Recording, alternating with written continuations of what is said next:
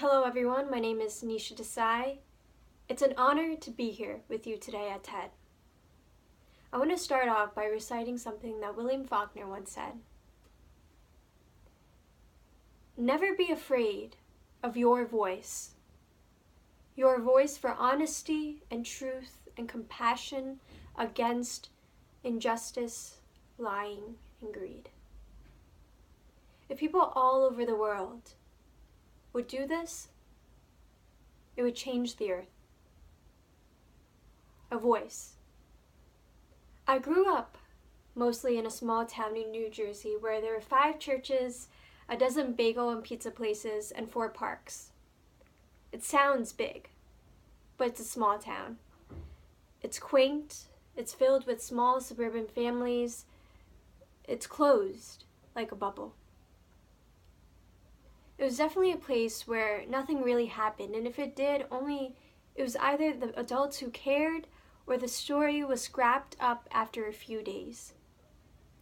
Families would keep their children in a bubble of innocence, and we continue to watch our Disney Channel shows, ride our bikes to the park, and not worry.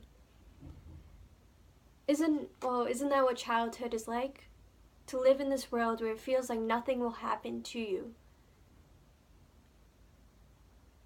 Well, I felt that way until I visited India, before starting high school.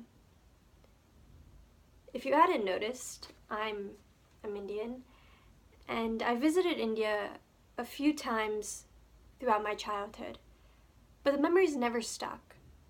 And the only thing I knew about those experiences were the photographs that my parents took of me while I was there. But the summer that I boarded a plane to go to India with my family was different.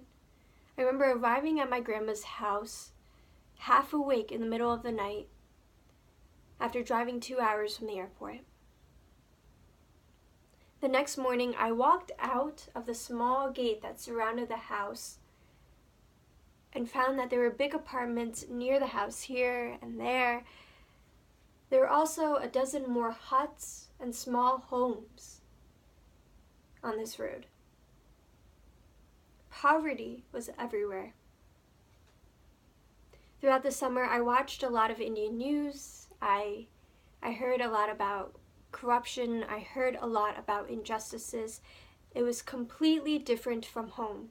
Here, kids, teenagers, young adults knew about the bad stuff that was happening in their communities.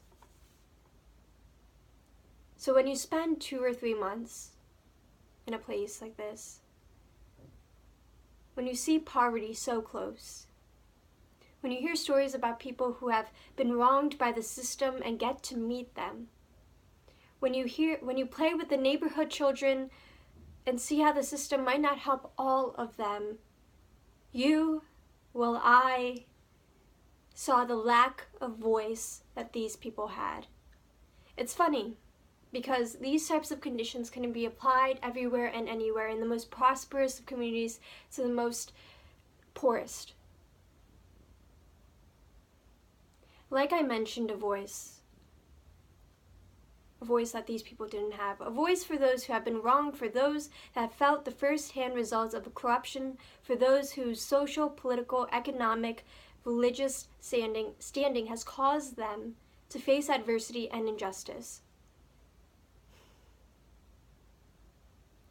When I came back home, I found in a few years that journalism and the law would allow me to provide this voice. It was in college that I realized that the law was best suited to what I wanted to do, which was to help individuals in a world, specifically a system that was rooted where justice and injustice laid at separate but equal scales. A known attorney and author, Alan Dershowitz, once wrote that there is no perfect justice. There is perfect injustice. There is no perfect justice, but there is voice.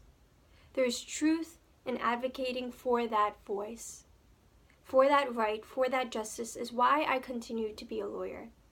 Now, some may say that attorneys are dishonest and power-hungry, but here's the thing. We all represent clients in a court of law that is grounded on this idea of equal representation for all. I'm standing here to tell you to open your eyes and elevate your voice. Make it loud so others can hear. I'm a lawyer to provide this voice, and it took an experience like this to realize I wanted to speak. But there are not enough lawyers and people who are giving a voice to people who need it. A voice against injustice, a voice against corruption, a voice against inequality, a voice. Thank you for all of you being here today.